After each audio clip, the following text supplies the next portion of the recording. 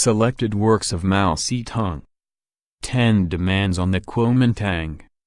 February 1, 1940. This was an open telegram drafted by Comrade Mao Tse-tung on behalf of the Yan'an mass rally denouncing Wang Qingwei.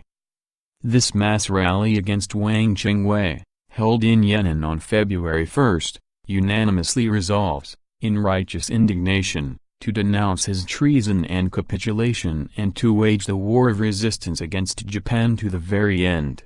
To overcome the present crisis and ensure victory in the war of resistance, we hereby submit 10 major points for saving the country, in the hope that the national government, all political parties and groups, all officers and men fighting in the war of resistance and all our fellow countrymen will accept them and act upon them.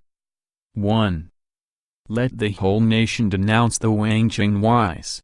Now that the traitor Wang Qingwei has gathered his gang together, betrayed his country, attached himself to the enemy and signed traitorous secret pacts, playing the jackal to the tiger, all our countrymen demand his death. But this only takes care of the open Wang Qingweis and leaves out the undercover ones. The latter are either craftily seizing key posts and swaggering about, or working obscurely and worming their way into all walks of life. In effect, the corrupt officials are part of the Wang Qingwei gang and all the friction mongers are its underlings. Unless there is a national campaign to denounce the Wang Qingweis, a campaign in town and country and from top to bottom in which everyone is mobilized, including all political parties, government organs, armed forces, civilian bodies, the press and the educational institutions, the Wang Qingwei gang will never be eradicated but will persist in its nefarious activities, doing incalculable damage by opening the door to the enemy from without and by subversion from within. The government should issue a decree calling on the whole people to repudiate the Wang Qingweis. Wherever the decree is not carried out, the officials should be called to account. The Wang Qingwei gang must be extirpated. This is the first point which we urge you to accept and act upon. 2. Strengthen unity. Nowadays some people talk not of unity but of unification, and the implication is that unification means nothing short of liquidating the Communist Party, disbanding the 8th Route and new 4th Armies, abolishing the Shensi-Kansu-Ningxia border region and demolishing the anti-Japanese forces everywhere. What this kind of talk ignores is the fact that the Communist Party, the 8th Route and new 4th Armies and the Shensi-Kansu-Ningxia border region are the staunchest advocates of unification in all China. Was it not they who recommended the peaceful settlement of the San incident? Is it not they who have initiated the anti-Japanese National United Front, proposed a unified democratic republic and worked really hard for both? Is it not they who are standing at the forefront of the nation's defenses, resisting 17 enemy divisions, shielding the Central Plains and the Northwest and defending northern China and the regions south of the lower Yangtze, and resolutely applying the Three People's Principles and the program of armed resistance and national reconstruction? Yet the moment Wang Qingwei openly came out against the Communists and sided with the Japanese, sorcerers like Shang Chunmai and Ye Qing chimed in with tendentious articles, and the anti-communist and die-hard cliques joined in by stirring up friction. Autocratic rule has been imposed in the name of unification. The principle of unity has been discarded and the thin end of the wedge of disruption driven in. This Zhuminjiao trick is obvious to every man in the street. Footnote: Zhuminjiao was a prime minister of the state of Wei, 220 to 265, who nursed a secret ambition to ascend the throne. The emperor once remarked, Zhuminjiao's intention is obvious to every man in the street. End of footnote. The Communist Party, the 8th Route and new 4th Armies and the border regions stand firmly for genuine and against sham unification, for rational and against irrational unification, and for unification in substance and against unification in form. They advocate unification for resistance and not for capitulation, for unity and not for division, for progress and not for retrogression. Unification on the basis of these three: resistance, unity and progress, is genuine, rational and real unification. To seek unification on any other basis, whatever intrigues or tricks are used, is like going south by driving the chariot north. With that we beg to disagree. All the local anti-Japanese forces should be looked after equally well, without discriminating against some and favoring others. All of them should be trusted, provisioned, supported, and encouraged with rewards. There should be sincerity and not hypocrisy, large-mindedness and not pettiness, in dealing with people. If things are really done in this way, all except those with ulterior motives will unite and take the road of national unification. It is an unalterable truth that unification must be based on unity, and unity in its turn must be based on progress, and that only progress can bring unity and only unity can bring unification. This is the second point which we urge you to accept and act upon. 3. Put constitutional government into effect. The long years of political tutelage have yielded nothing. A thing turns into its opposite if pushed too far. Hence constitutional government is now on the order of the day. There is still no freedom of speech, the ban on political parties has not been lifted, and constitutionalism is violated everywhere. If the Constitution is drawn up on these lines, it will be a mere scrap of official paper. Such constitutionalism will be no different from one-party dictatorship. Now that there is a profound national crisis, with the Japanese and Wang Qingwei harassing us from without and the traitors disrupting us from within, our existence as a nation and people will be placed in jeopardy unless there is a change of policy.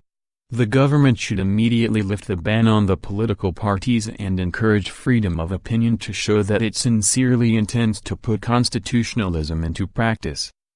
Nothing is more urgent for winning the full confidence of the people and shaping the destiny of the nation anew. This is the third point which we urge you to accept and act upon. 4. Put an end to the friction. Since the measures for restricting the activities of alien parties were introduced in March last year, the clamor for restricting, corroding and combating the Communist Party has reverberated throughout the country. There has been one tragic incident after another, and blood has flown freely.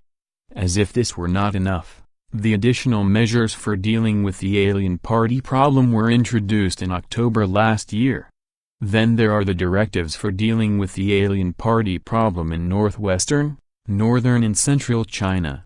People have been saying, and quite justifiably, that political restriction of the Communist Party has been succeeded by military restriction.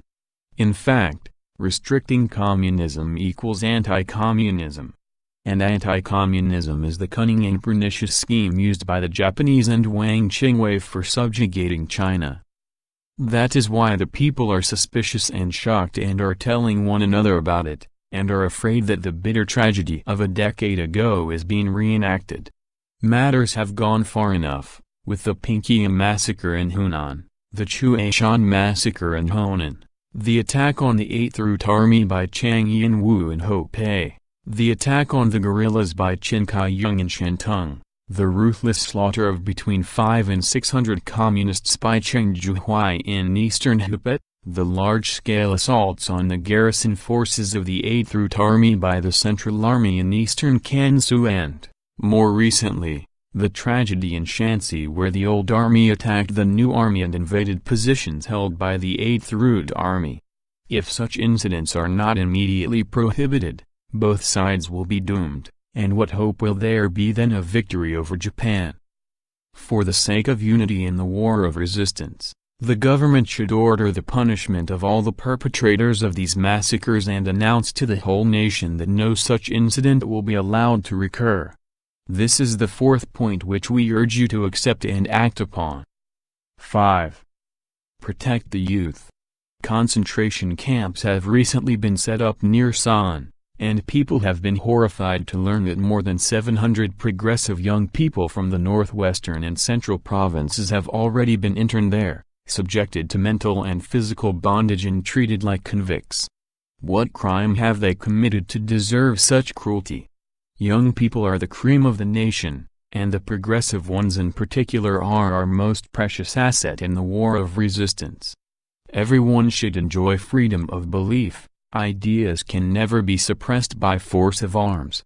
The crime of the 10 years of cultural suppression is known to everyone. Why should anyone desire to repeat it today? The government should immediately issue a nationwide order for the protection of youth, for the abolition of the concentration camps near Sun and for the strict prohibition of the outrageous attacks on young people in various places. This is the fifth point which we urge you to accept and act upon. 6. Support the front. Troops who are fighting in the very front line and with fine records of service, such as the 8th Route Army, the new 4th Army and certain other units, are receiving the worst treatment. They are thinly clad, badly fed and kept short of ammunition and medicines. Yet unscrupulous traitors are allowed to slander them. There is a deafening din of countless absurd slanders against them. Merit goes unrewarded and distinguished service uncited, while false charges and malicious plots become more and more brazen. This fantastic state of affairs dampens the ardor of our officers and men and wins applause only from the enemy. On no account must it be allowed to continue.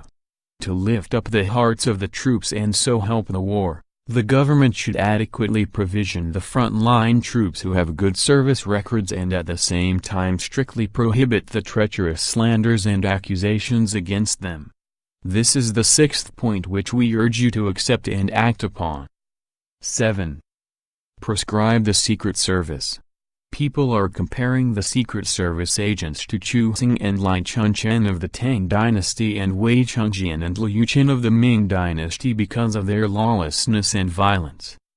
Footnote: Chu Xing and Lai Chunchen were notoriously cruel inquisitors in the Tang dynasty. They organized a network of spies who wantonly arrested people they disliked and subjected these people to all kinds of torture. Liu Qin and Wei Chengjian were eunuchs in the Ming dynasty.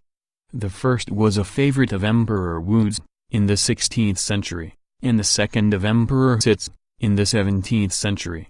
They made use of large secret services to persecute and murder those who opposed them. End of footnote. Ignoring the enemy and concentrating on our own countrymen, they are committing innumerable murders and insatiably taking bribes. In fact, the Secret Service is the headquarters of the rumor-mongers and a breeding ground of treason and evil. Ordinary people everywhere recoil and turn away in fear from these fiendish brutes of agents. To preserve its own prestige, the government should immediately proscribe these activities of the Secret Service and reorganize it, defining its duties as exclusively directed against the enemy and the traitors, so that the people's confidence may be restored and the foundations of the state strengthened. This is the seventh point which we urge you to accept and act upon. 8. Dismiss corrupt officials. Since the beginning of the War of Resistance, there have been cases of officials netting up to 100 million yuan out of the national crisis and taking as many as 8 or 9 concubines. Conscription, government bonds, economic controls, famine relief and war relief, all without exception have become money-making opportunities for corrupt officials. With such a pack of wolves running wild, no wonder the country's affairs are in chaos. The people are seething with discontent and anger, yet none dare expose the ruthlessness of these officials. To save the country from collapse, drastic and effective steps should immediately be taken to clear out all corrupt officials. This is the eighth point which we urge you to accept and act upon. 9. Put the testament of Dr. Sun Yat Sen into effect. The testament says, "For 40 years I have devoted myself to the cause of the national revolution with the aim of winning freedom and equality for China. My experiences during these 40 years have firmly convinced me that to achieve this aim we must arouse the masses of the people." A most remarkable statement indeed, and we the 450 million people of China are all familiar with it. But the testament is more often chanted than carried out. Desecrators of the Testament are rewarded while those who honor it in their acts are punished. What could be more preposterous? The government should decree that anyone who dares to violate the Testament and who tramples on the masses of the people instead of arousing them will be punished for profaning Dr. Sun Yat Sen's memory. This is the 9th point which we urge you to accept and act upon. 10. Put the Three People's Principles into effect. The Three People's Principles are the platform of the Kuomintang. Yet many people, making anti-communism their first duty, are giving up the war effort and doing everything possible to suppress and hold back the people as they rise to resist Japan, which is tantamount to abandoning the principle of nationalism. Officials are depriving the people of all democratic rights, which is tantamount to abandoning the principle of democracy. They are ignoring the people's sufferings, which is tantamount to abandoning the principle of the people's livelihood. Such persons pay only lip service to the Three People's Principles and either ridicule those who seriously try to put them into effect as busybodies or severely punish them. Thus, all sorts of fantastic abuses have sprung up and the government's prestige has reached rock bottom. An unequivocal order should immediately be issued for the strict carrying out of the Three People's Principles throughout the country. Those who violate the order should be severely punished and all who carry it out amply encouraged. It is only in this way that the Three People's Principles can at long last be put into effect and the foundations laid for victory in the war. This is the 10th point which we urge you to accept and act upon. These 10 proposals are essential measures for saving the nation and winning the war. Now that the enemy is stepping up his aggression against China and traitor Wang Qingwei is running wild, we dare not remain silent on what we feel to be crucial issues. Please accept and act upon these proposals, and great advantage will ensue to the war of resistance and the cause of national liberation. It is with a keen sense of urgency that we state our views, and we await your considered opinion. End of 10 Demands on the Kuomintang, by Mao Tse-tung.